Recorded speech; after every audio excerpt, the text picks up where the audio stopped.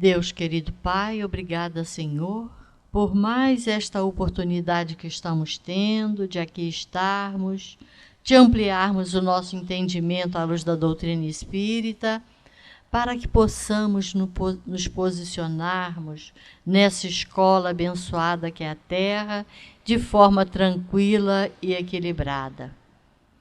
Abençoa-nos, Senhor, e o nosso irmão possa também receber a inspiração desses trabalhadores da espiritualidade que, por certo, aqui se encontram.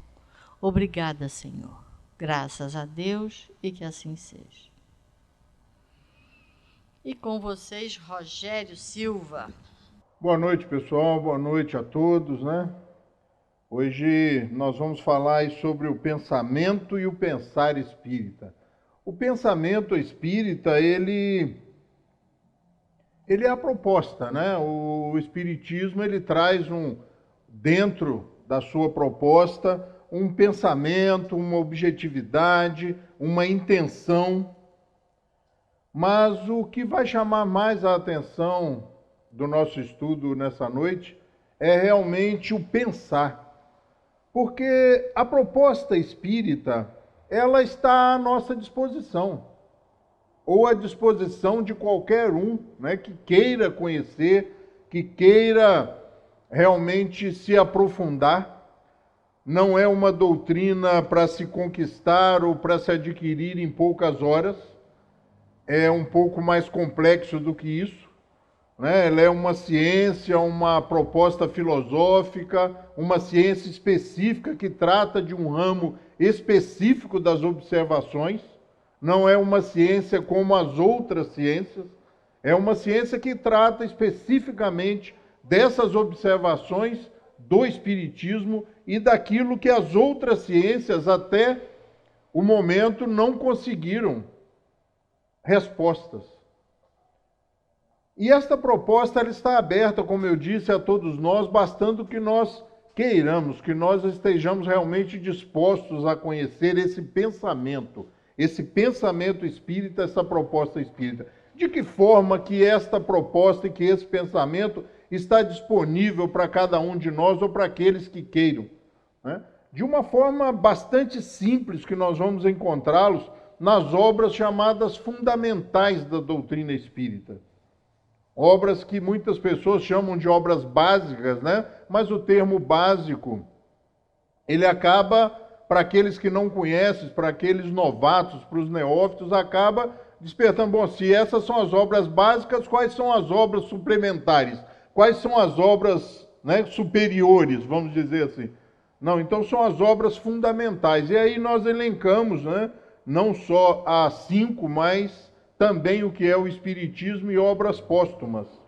E a Revista Espírita, porque é uma obra que foi criada, foi trazida por Allan Kardec em paralelo à construção das obras fundamentais, mas que nós, do movimento espírita, de uns anos para cá principalmente, nós assim a relegamos, nós a colocamos de lado e, bom, sendo bastante franco, nós colocamos até um pouco também as obras fundamentais de lado, né?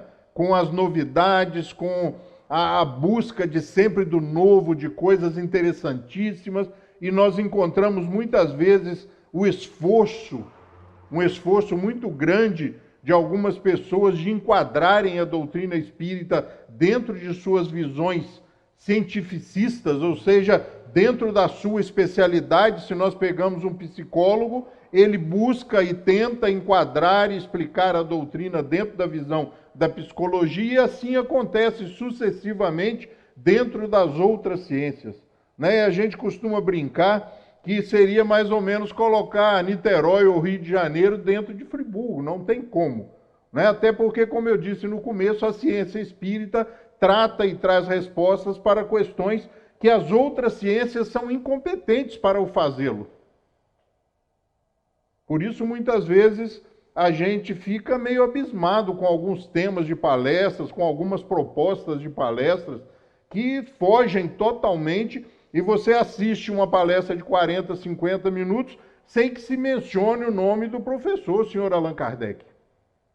falando-se de espiritismo, né? Outras observações também que a gente infelizmente vem ouvindo, ainda bem que são raras, mas se ouve, isso é muito preocupante, é que as pessoas não se interessam, né, por esse estudo mais maciço, mais, né, o núcleo duro do espiritismo realmente, que são as 5 obras fundamentais, que as pessoas querem coisas mais interessantes, mais ativas, que os jovens, por exemplo, não se interessam por essa coisa de Allan Kardec.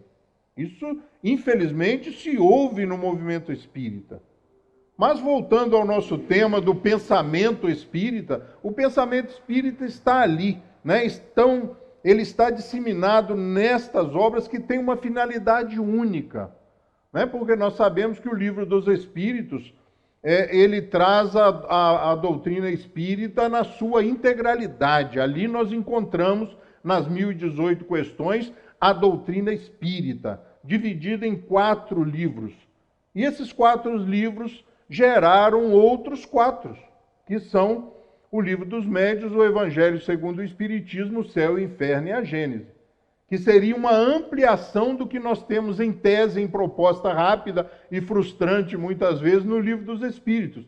As perguntas ali têm umas respostas que nos frustram muitas vezes, nos deixam assim bastante decepcionados, né? Porque nós queríamos um conteúdo maior, mas não nos preocupemos, porque depois esses conteúdos que faltam ali para nós, para o nosso entendimento de pessoas comuns, eles vão ser ampliados, eles vão ser expostos e nos oferecidos de uma forma mais fácil nas obras, como eu disse, o Livro dos Médiuns, o Evangelho segundo o Espiritismo, o Céu e o Inferno e a Gênese. Cada um desses livros corresponde a um dos 4 temas, a das 4 partes do Livro dos Espíritos. E a Revista Espírita, nós vamos encontrar ali todas as correspondências, todas as experiências, todas as constatações, tudo aquilo que Kardec propôs como doutrina espírita, e muitas coisas propostas na doutrina espírita não foram aceitas, porque ele colocava ali para debate, né? Ele recebia uma teoria, uma proposta, e ele colocava ali para que as pessoas respondessem, para que as pessoas se correspondessem com ele. Então, quando você estuda, né, esse estudo psicológico, esse caderno de estudos psicológicos, que é a Revista Espírita, que são 12 fascículos, né, 12 grandes exemplares, com 136 edições mensais, que vai de 1858 até 1869. Ele não falha um mês, né? Além do trabalho de montar a estrutura básica da doutrina espírita, ele ainda encontrava tempo para publicar mensalmente a Revista Espírita. Desencarna e o fascículo do mês seguinte já estava pronto. E ele é publicado mesmo depois do desencarne de Kardec. O fascículo do mês seguinte, depois do seu desencarne, já estava pronto. E nós vemos essa grande obra relegada pelo movimento, eu não vou falar pelo espiritismo, mas pelo movimento espírita, porque nós nos assustamos, né? Normalmente nós nos assustamos com alguns volumes. Eu brinco que Kardec dividiu talvez os 5 livros em 5, né? Porque na realidade, como eu disse, é uma obra só. Talvez os espíritos tenham inspirado ele a dividi-los para que nós não nos assustássemos. Senão nós nos depararíamos aqui certamente com uma coisa semelhante a um vade-mecum, né, de direito, um livrão. E aí é que nós não teríamos tempo mesmo para estudar esse pensamento, para buscarmos esse pensamento. Quem busca esse pensamento? Aqueles curiosos, aqueles que são vítimas muitas vezes do convite ostensivo de algum amigo, aqueles que não se encontram satisfeitos com as respostas e com a prática religiosa que está vigindo na sua vida, que escolheram, estão ali dentro, porque existe também os chavões, né, dentro do movimento espírita. Você não vai pelo amor, vai pela dor, né? A dor é a grande porta de entrada no espiritismo. Não, se nós buscarmos a grande maioria das pessoas realmente vão por curiosidade, por insistência de algumas pessoas amigas, que vão, se fascinam, se encantam com a proposta e com o pensamento espírita e querem que as outras pessoas queridas, amadas, conheçam também essa proposta. E talvez nós estejamos perdendo um pouco o time, né? O tempo, a batida com os jovens por isso. Porque nós fugimos um pouco de Allan Kardec. Nós fugimos um pouco da sua pedagogia, especialista em pedagogia, baseado nos ensinamentos do mestre Pestalozzi. Nós nos afastamos um pouco disso e talvez por isso nós não estejamos, nesse momento do movimento espírita, cativando, seduzindo os jovens, porque queremos dar a eles algo diferente do que a pureza da doutrina espírita, a fonte pura, a água preciosa, a água que realmente dissedenta, estruturada dentro de uma pedagogia magistral. E nós buscamos, né, a péssima música, por exemplo. O movimento espírita está eivado, está cheio de música ruim, dita música espírita, e nós começamos a fugir do pensamento espírita, e nós começamos a criar música espírita. Eu já ouvi no movimento espírita música espírita e música mundana. Para mim só existem dois tipos de música: música boa e música ruim. Ela está classificada nesses dois tipos. Né? Você ouve um coração de estudante aí, do Milton e do Fernando Brant, você fala assim, esses homens estavam inspirados. Né? Não tem essa coisa de ter que ser espírita. Não. Você ouve Xalana, do Renato Teixeira e do Almir Sater, e você fala assim, opa, espera aí, esses caras estavam inspirados. Então a inspiração não está dentro do movimento espírita. Né? E essas músicas e muitas outras dariam uma excelente palestra espírita. Esse é o pensamento espírita, um pensamento libertador. E o que esse pensamento provoca em nós? A crença no espiritismo só é proveitosa para aquele de quem se pode dizer, hoje está melhor do que ontem. É uma proposta para se levar lá para fora, não é uma proposta para dentro do centro espírita. Por isso ela funciona, inclusive, se você levar as obras fundamentais para casa e estudá-las. Frequentar a casa espírita é um momento, talvez para mim, por exemplo, de disciplina.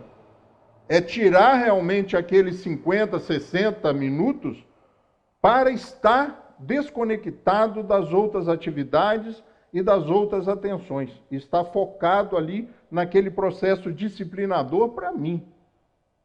Mas, se a doutrina espírita não provoca uma vontade de transformação, um incontentamento com a situação vigente, algo está errado. Busque realmente a doutrina espírita nas suas fontes fundamentais.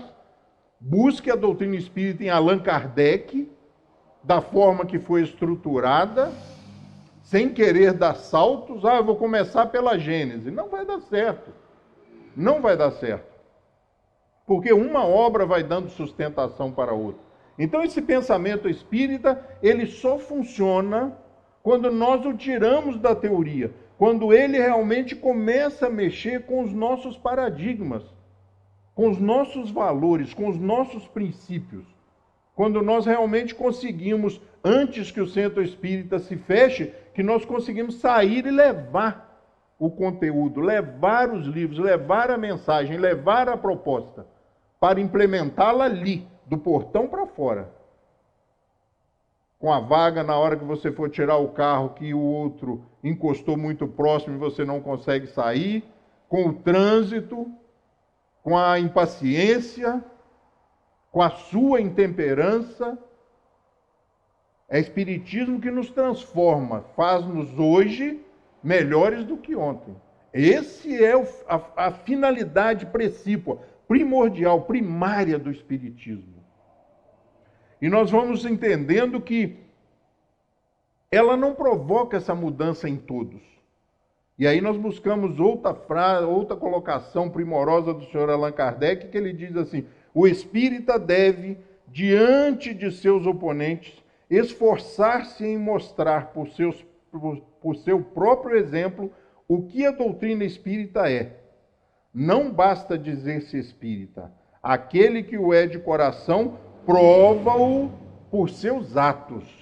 Ou seja, esse pensamento começa a provocar em nós algo de mudança, algo diferente. Começa a exigir de nós que nós nos portemos diante do mundo, diante da sociedade, e para sossego e apaziguamento da nossa própria consciência de forma diferente. E que forma diferente é essa? Que pensamento? Onde está baseado esse pensamento espírita? No Evangelho, nas propostas morais de Jesus, no conteúdo moral do Evangelho. São luzes novas, é uma proposta nova de reformular, de repensar. E aí começa o pensar espírita, baseado no pensamento, na proposta, no conhecimento através das obras fundamentais. Você começa a pensar de forma espírita. Você começa a exercitar o pensamento espírita. Já há algumas semanas, se eu não me engano, essa vai ser a 4ª semana, que a gente vem tratando desse capítulo 8, Lei de Progresso. Eu acho que o Sandro falou, a Sueli trouxe mais alguma coisa complementando a ideia do Sandro, a Valéria novamente abordou o tema, e eu trouxe novamente esse tema, porque ele está totalmente ligado a essa proposta de pensar espírita, de absorver o pensamento, a proposta espírita, e transformá-lo num pensar, transformá-lo em ação. Então nós começamos e falamos sempre, nesse progresso intelectual. A Sueli falou, o Sandro falou, a Valéria falou, nessas duas asas, nessas duas possibilidades, no progresso intelectual e do progresso moral, que um anda a par, em par com o outro, que um provoca o outro. E o progresso intelectual ele está à disposição de todos nós. Nós nunca, em momento nenhum da história humana, nós tivemos tanta informação disponível. Realmente agora a informação e o conhecimento está na palma das nossas mãos. É só nós sabermos buscar, é só nós priorizarmos alguns assuntos, é só nós coordenarmos essa busca para que ela não se transforme numa imensa colcha de retalho. Se nós direcionarmos os nossos estudos, mesmo através dos nossos smartphones, nós vamos conseguir montar uma estrutura. Então, o progresso intelectual, ele é característico de cada um de nós.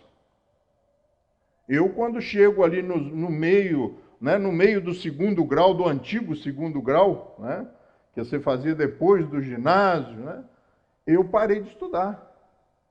Por vários motivos, eu não segui em frente, me arrependo, logicamente, mas não parei de aprender.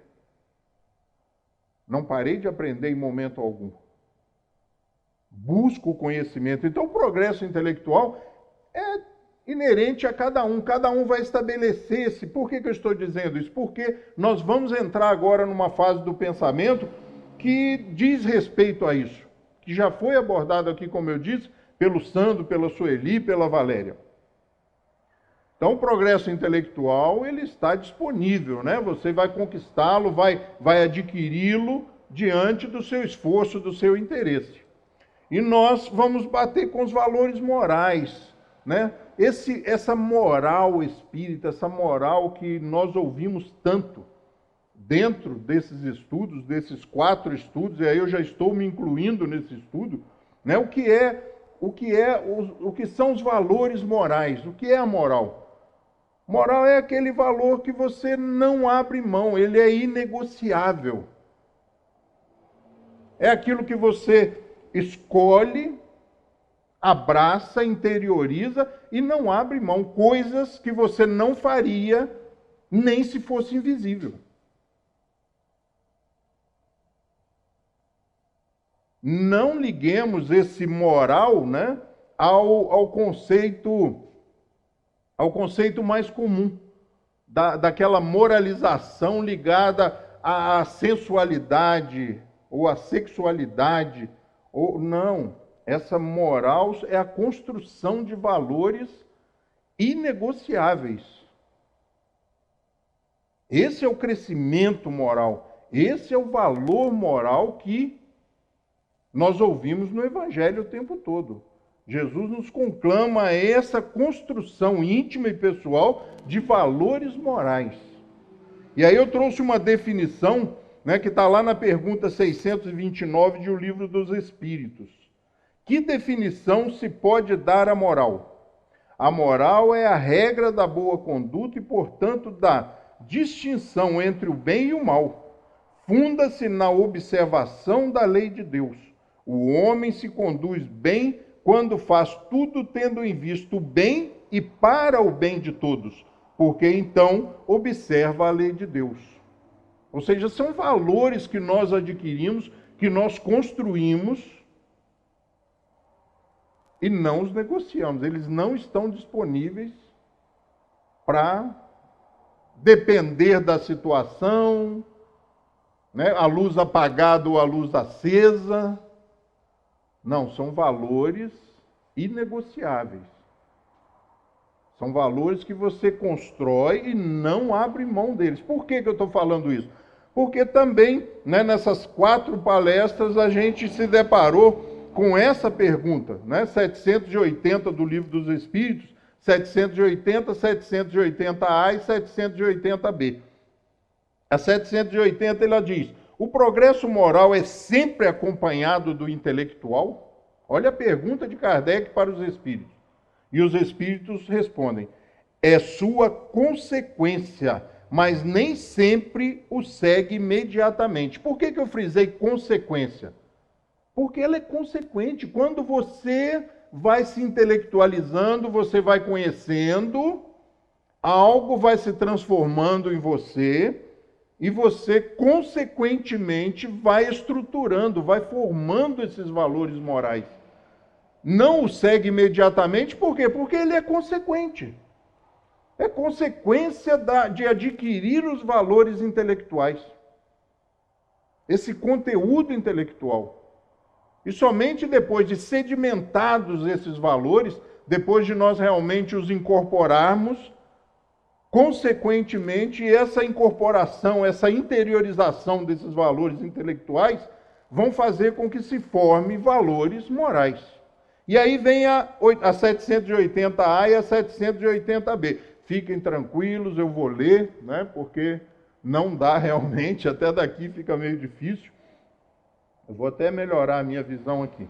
Então, na 780A, Kardec continua depois daquela resposta dos espíritos, né? É sua consequência, mas nem sempre o segue imediatamente. E aí Kardec não deixava por menos, volta ao assunto, ou continua o assunto. Como o progresso intelectual pode conduzir ao progresso moral? Se é consequente, como isso acontece? E os espíritos respondem, tornando compreensíveis o bem e o mal. O homem pode então escolher. O desenvolvimento do livre-arbítrio acompanha o da inteligência e aumenta a responsabilidade pelos atos. Olha só. Então, essa consequência é isso, é nós começarmos a ter capacidade e condições de discernir o que é certo e errado. Ter condições mais apuradas e mais corretas de escolher entre aquilo e o outro. Entre esse caminho e aquele outro, optar em fazer e não fazer, tanto para o bem quanto para o mal. Então é consequência. E aí Kardec ainda insiste no assunto, 780B. Porque os povos mais esclarecidos são muitas vezes os mais pervertidos? E os espíritos respondem, o progresso completo é a meta. Ou seja, eles estão a caminho. Eles estão a caminho.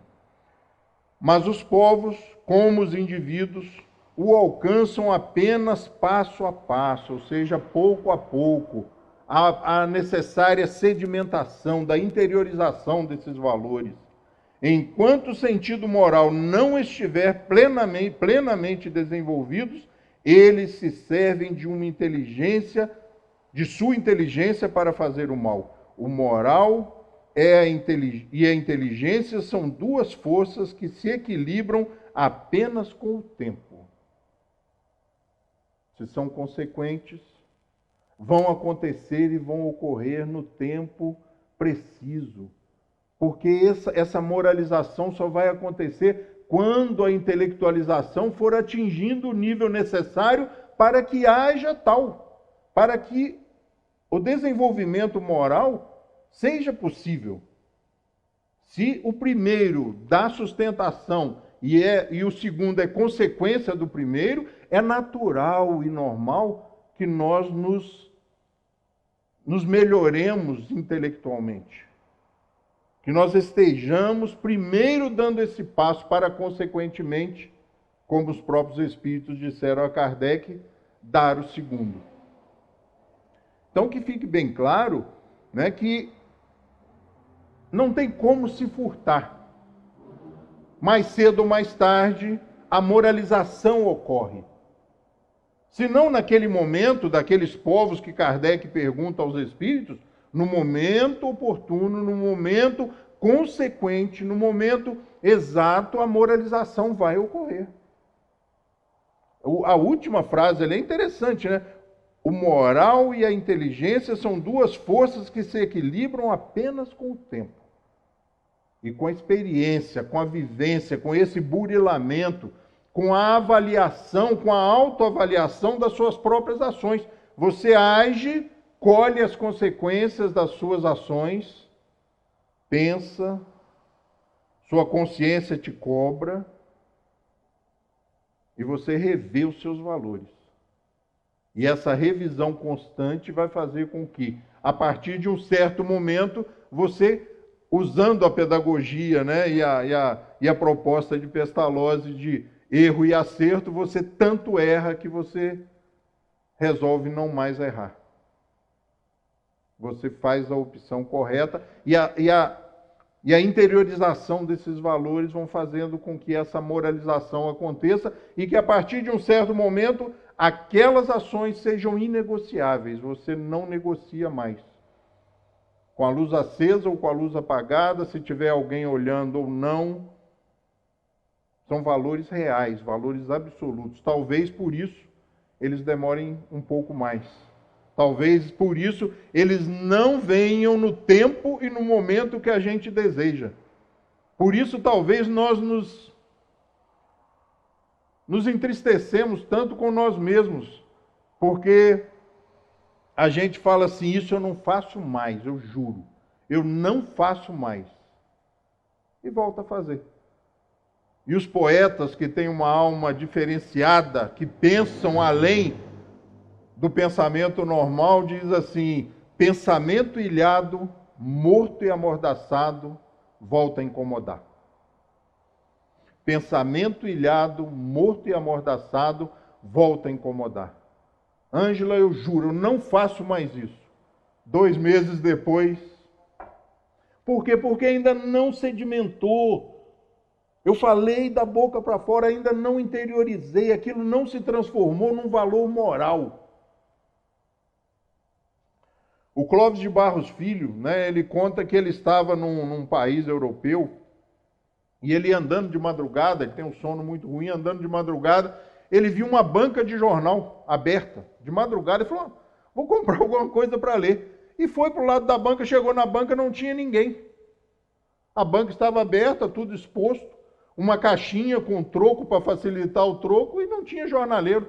Ele olhou, falou, câmera, polícia, nada. Ele falou, paguei mais caro pelo jornal, porque eu coloquei um dinheiro, tinha direito a troco, mas não quis nem me envolver. Fui embora, paguei. Podia ter levado o jornal, podia ter levado quantos livros quisessem. Ah, mas esse é um exemplo bobo, mas começa assim, pelas pequenas coisas. Ali não tinha câmera, não tinha nada, não tinha ninguém na rua. Era de madrugada. Ele diz, esse é um valor moral. Porque eu podia ter feito ali o que eu quisesse. E eu escolhi fazer o certo e o correto. Santo Agostinho tem uma colocação muito interessante sobre essa moralização, sobre essa... Por que eu estou falando de Santo Agostinho? Porque Jesus encontrou uma fórmula bastante interessante, nos conclamar ao amor. Só que Santo Agostinho, quase 5 séculos depois, diz assim, ama e faz o que quiseres. Porque quando você ama no sentido amar na proposta de Jesus. Você não negocia. Você é justo, ético, moral. Você não negocia. Então, a frase é bem maior, procurem, é muito interessante a colocação de Santo Agostinho. Ele diz, ama e faz o que quiser. Só aprende a amar e não se preocupe com mais nada. Porque se você realmente aprender a amar, o resto, consciência pesada, travesseiro com espinho, noite de sono perdida, acabou tudo isso. Talvez por isso ele insistisse tanto para que nós olhássemos para o próximo. Por quê? Porque o próximo é aquele que está perto. Porque amar as crianças que estão lá na Malásia é fácil. Amar as pessoas que estão passando dificuldades no Haiti é muito fácil. O difícil é amar e se incomodar com aqueles que estão aqui. Por isso ele propõe, veste o próximo, descedenta o próximo, visita o próximo, acolhe o próximo, beija o próximo, dá roupa para o próximo, dá a capa também, para que nós percebêssemos ou percebamos o prazer advindo dessa ação. E comecemos a querer mais. Porque quando a gente descobre que uma coisa é boa e gostosa, a gente quer mais. E olha que eu entendo disso. O gordo entende de querer coisa boa e gostosa. A gente sabe o que é bom, né? O verdadeiro espírita vê as coisas deste mundo de um ponto de vista tão elevado, elas lhe parecem tão pequenas, tão mesquinhas, a par do futuro. Vou ler de novo, gente. O verdadeiro espírita vê as coisas desse mundo de um ponto de vista tão elevado, elas lhe parecem tão pequenas, tão mesquinhas, a par do futuro que o aguarda. A vida se lhe mostra tão curta, tão fugaz que, aos seus olhos, as tribulações não passam de incidentes desagradáveis no curso de uma viagem. Introdução de O Livro dos Espíritos. É você começar, a partir do pensamento espírita, começar a olhar a vida de um outro jeito. E nesse momento, quando essa proposta começa a ser a sua proposta, a sua escolha, você começa a se deparar com um eu verdadeiro, que muitas vezes quer fazer diferente. Porque existe uma outra frase muito interessante, que diz assim, a disciplina antecede a espontaneidade. A disciplina antecede a espontaneidade. No começo é disciplina. Vou buzinar de volta. Não, vou deixar para lá. Abre o vidro, não vou xingar não. Eu gosto muito dos exemplos do trânsito, porque o trânsito é um laboratório. É um laboratório e ele fica a cada dia mais violento. O trânsito é violento? Não, nós estamos ficando, às vezes, com os valores deturpados, alterados, né? Então, para aquele que analisa a vida sobre o ponto de vista espírita, ou seja, sobre o pensamento espírita, sobre a proposta espírita, começa a ver as outras coisas com um valor não menor, mas com um valor real. Porque às vezes a gente se aborrece com coisas mínimas, sofre por coisas bobas, por infantilidades. Não falo mais com ela. Doido para falar, doido para fazer as pazes, perdendo sono. Mas não, eu não vou dar o braço a torcer. O que vão falar de mim se eu pedir desculpas para o Roberto? Não, que isso, né? Nós fomos treinados e domesticados sobre o guante do se apanhar lá fora, apanha em casa também, né? Há muito pouco tempo os pais falavam isso para as crianças. Você chegava chorando em casa, levava mais umas 10 chineladas porque tinha apanhado. Então você vê como é que a gente está melhorando e como é que a gente está mudando.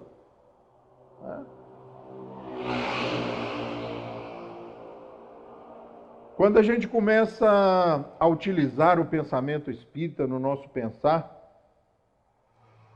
a gente começa devagarzinho a sair do vale, começa a galgar alguns degraus. E é natural, né, no início, que nós, ao subirmos um degrau, ou subirmos num tijolo, comecemos a ter vertigem pensando que já somos perfeitos. É o que eu disse anteriormente. Isso eu não faço mais, isso eu já superei. Superou nada, rapaz. A vida está aí para ensinar. Como um bom professor. O Espiritismo começa a mudar o nosso jeito de ver a vida de uma forma tão intrigante, tão provocadora e tão desafiadora que muitas pessoas param. Não vão em frente. Quantas vezes eu já ouvi isso? Não vou mais, não vou. Um dia eu estava lá na Associação Espírita Bezerra de Menezes, isso há uns 20 anos, pessoal.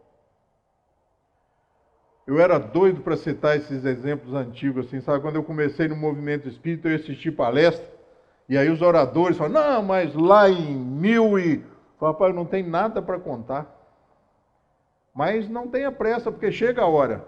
Há uns 20 anos atrás, um amigo dessa casa aqui, fazendo uma palestra lá na Associação Espírita Bezerra de Menezes, o Zé Manel falou assim, não tem bala perdida. O ladrão não entra na sua casa por acaso. Ou você, se você acredita nisso, fica difícil de acreditar na justiça divina. Você passa a acreditar no acaso. E naquela noite nós perdemos um amigo que frequentava lá a sociedade, porque ele nunca mais, aliás, nunca mais é muito tempo, né? Ele passou uns 18 anos sem voltar na casa espírita. Porque ele tinha sido vítima de um assalto há uma semana, 10 dias atrás. E ele se sentiu ofendido pessoalmente. Porque essas verdades às vezes chocam a gente. Como não existe bala perdida?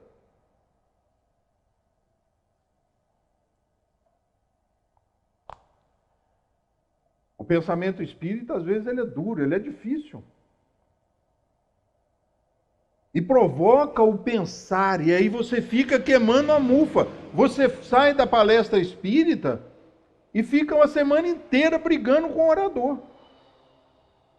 Você sai da palestra espírita e fala assim, ó, ontem eu assisti uma palestra, hoje é domingo, sexta-feira eu assisti uma palestra lá na Associação Espírita Bezerra de Menezes e estou com ela na minha cabeça até hoje. Ela está influenciando até nesta. Algumas falas que vieram aqui hoje vieram já contestando uma fala que eu tinha ouvido, ou que eu ouvi, que passou assim. É o pensamento espírita, essa coisa, né? E você ouve, por exemplo, eu adoro ir lá no centro. Parece criancinha, né? Eu adoro ir lá no centro, Valéria, que eu vou lá, eu chego em casa, eu deito, eu durmo igual uma pedra. Tem alguma coisa errada nessa relação sua com o espiritismo. Esta proposta aqui é para o cara ficar uma semana sem dormir.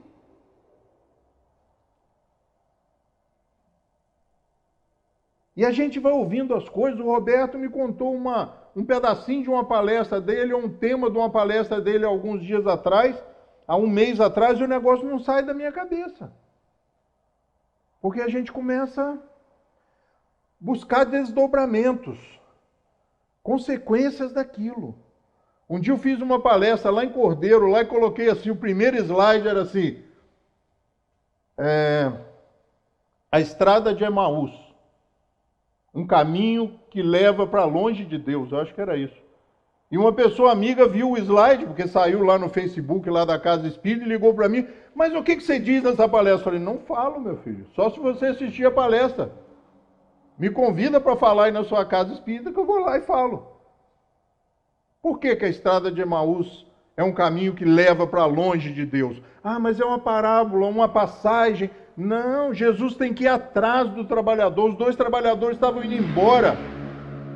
Depois de 3 anos de curso intensivo do lado de Jesus, Jesus é crucificado, eles viram as costas e vão embora. Jesus tem que sair lá da sua recuperação, lá do desencarne, ir atrás deles na estrada e falar, meus filhos, volta. O trabalho agora é que vai começar. E aí eles entendem que Jesus realmente havia sobrevivido. Que a morte realmente não existia, como ele disse. E um diz para o outro, é imprescindível que voltemos a Jerusalém para continuar o trabalho. É a base do pensamento espírita, de você compreender. Vejam como a coisa muda, olha só. 2 personagens super conhecidos, né? Talvez não dê para vocês lerem daí, mas ele diz assim, aquele espírita pé frio, né? Pesado, aquele cara que doido para desencarnar, para viver a vida espiritual. Todos nós vamos morrer um dia, Snoopy. E a resposta espírita é verdade. Mas em todos os outros dias, não. A visão espírita é isso, é você olhar a vida como um grande desafio e como uma coisa prática, boa, que vai durar enquanto durar. De que eles não morrem. De que nós não morreremos. Nós já passamos por essa experiência inúmeras vezes e não fomos aniquilados. A vida é sempre vida, seja qual for a forma através da qual se oculte. Já vivi como pedra, já vivi como planta, já vivi como homem. Amanhã viverei como espírito. E no futuro longínquo, cuja época não me é dado precisar, viverei como vivem os anjos, os deuses. Vindo pequeno, caminho para o grande. Meu passado é obscuro, meu futuro é brilhante.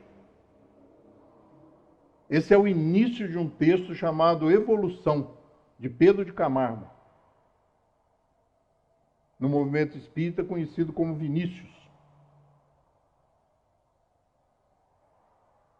A reencarnação tem que mudar a nossa visão da vida. Tem que mudar. Porque somente aí você vai perceber que você está pensando de forma espírita. Somente aí você vai ver que o pensamento espírita está te provocando a pensar de forma diferenciada. Na missão dos espíritas, no Evangelho segundo o Espiritismo, diz assim, ide pregai o dogma da reencarnação. É a única conclamação taxativa que os espíritos fazem. Pois quando bem compreendida, há de mudar a face e o pensamento da humanidade. E você pergunta, quem acredita na reencarnação? Todo mundo, gente. Católico, evangélico, todo mundo levanta a mão. É muito comum você ouvir um católico dizer, não, na minha próxima vida, como? Você não vai ter próxima. Ou um evangélico dizer, não, eu só acredito, realmente está dando tudo errado, eu acredito que na última vida... Não, você não teve última vida. O conceito é tão absoluto e tão racional que as pessoas abraçam sem se aperceberem, sem se darem conta. Mas é difícil de entender, porque a gente acredita que todo mundo já reencarnou. Só que tem um problema, para reencarnar é preciso morrer primeiro. E aí a gente se depara com o grande gigante da alma, a morte. Eles não morrem. Nós não morreremos. O pensamento espírita e o pensar espírita tira o evangelho de debaixo do alqueire. Coloca-o realmente no velador, coloca-o ao alcance de todos que entrarem na casa. A parábola diz que a luz estará no velador, disponível a todos que entrarem, a todos que estiverem lá dentro. Não para todo mundo. Porque é preciso um esforço, é preciso a vontade de se transformar, é preciso a vontade de encarar essa grande aventura como um desafio maravilhoso.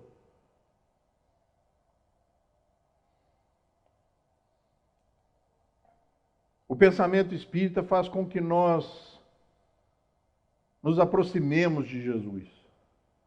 No seu esplendor, no seu pensamento, nas suas ideias, na sua proposta, não mais na cruz. É uma proposta de nós andarmos ao seu lado.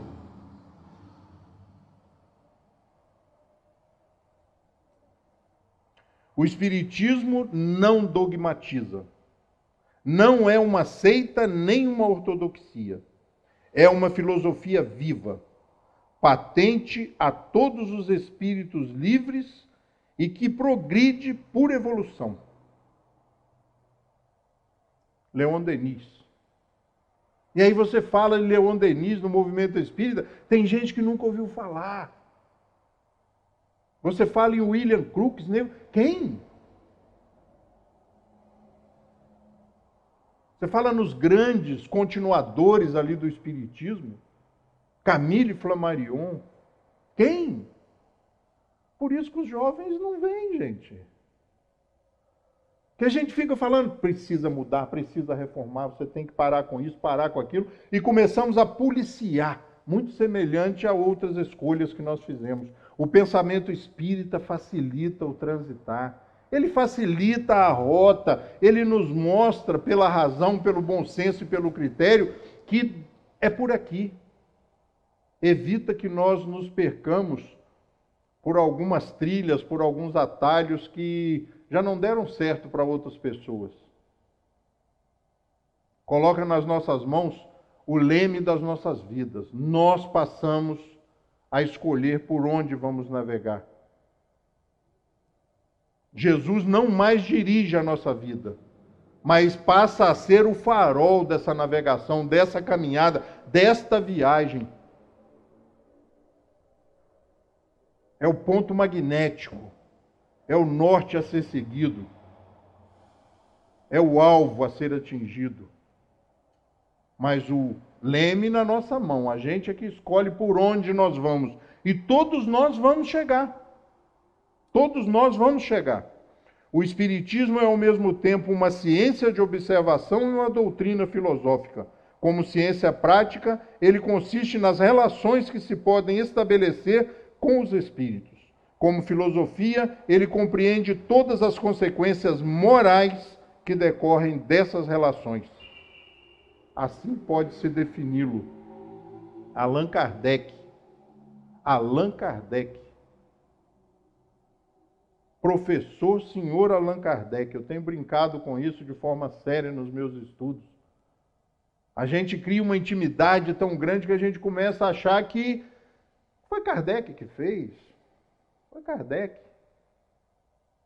O pensamento espírita faz com que nós finalmente consigamos entender esta proposta da vida de ser bem-vindo à vida. De que você é colocado numa situação e nas circunstâncias necessárias e favoráveis para o seu crescimento, para o seu desenvolvimento, para o seu melhoramento.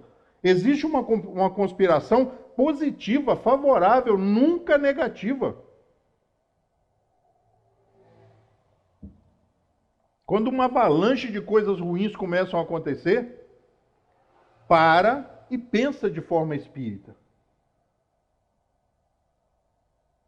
Sozinho. De preferência sozinho. E você vai ver, vai ler, vai marcar, vai demarcar ponto por ponto das suas ações que ocasionaram aquela avalanche. Não existe vingança, o processo é pedagógico. Bom, se você não aprendeu, eu vou te dar mais uma oportunidade para você aprender. Não aprendeu, eu vou te dar mais uma. E às vezes chega uma hora que fala assim, olha, eu vou te mandar logo umas 3 porque está acumulando. A dívida está ficando complicada. Dívida com quem? Com Deus? Não, com a nossa consciência. O que faz com que nós não tenhamos uma noite boa de sono e que o travesseiro pareça ter espinhos, não é Deus, não é nada, é a nossa consciência. A gente vai bem enquanto a luz do sol não cai. Quando a noite chega, a gente começa a ficar meio nostálgico e começa, muitas vezes, contra a nossa própria vontade, a fazer um balanço, né? Mas o pensamento espírita faz com que nós olhemos as coisas sobre outra ótica, sobre outra visão. O pensamento espírita e o pensar espírita aclara a nossa visão, amplia a nossa visão, nos mostra como é possível escolher os caminhos corretos. O espiritismo é o caminho libertador, ou melhor, um caminho libertador. Por que um caminho? Porque existem outros caminhos. As outras religiões também são caminhos. E todos nós chegaremos à praça, que é o alvo do entendimento, da compreensão da existência humana e do entendimento básico e elementar de Deus. Todos nós estamos em direção a essa praça, cada um escolheu o seu caminho, a sua estrada, mas todos nós chegaremos a essa praça. Alguns mais rápidos, outros depois, outros depois, outros depois. E isso não quer dizer que nós espíritas chegaremos primeiro. Porque exige de nós algo diferente. Razão, bom senso e critério. O pensamento espírita, ele faz com que nós comecemos, por exemplo, a observar as coisas. A observar as coisas sobre outra ótica. De forma diferente. Acreditando realmente que a conspiração positiva, ela é favorável a nós, nos inspirando, nos estimulando, nos fortalecendo. Cada ação no momento preciso das nossas necessidades.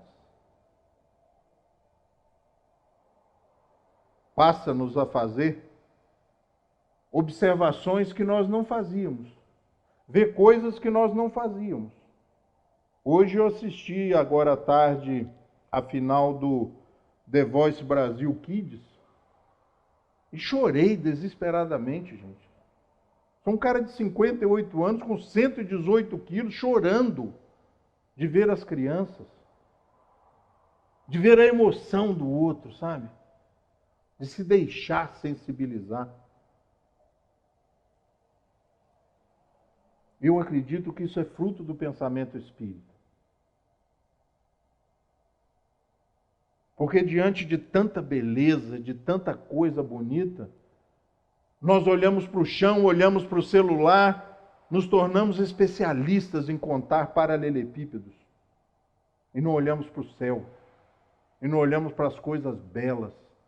Pensamos só na tristeza, naquilo que Deus nos tirou, nos esquecendo do que Ele nos dá constantemente. É a saudade antecipada daquele que partiu, que nós achamos que partiu sempre fora de hora. Ele partiu na hora dele. Ela se foi no momento preciso. Ou acreditamos nesta conspiração positiva a nosso benefício? Ou voltemos para de onde nós viemos, para outras escolhas.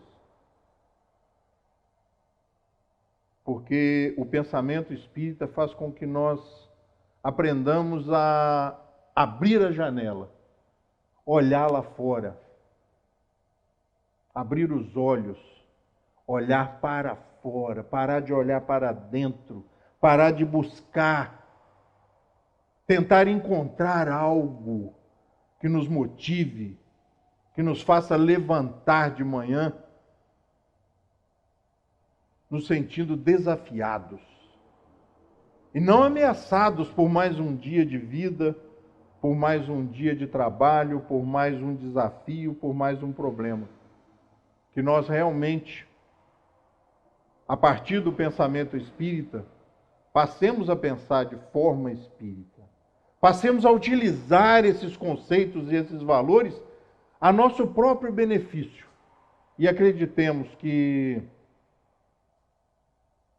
o convite foi feito há muito tempo, mas o banquete, como disseram aqui na palestra da semana passada, né?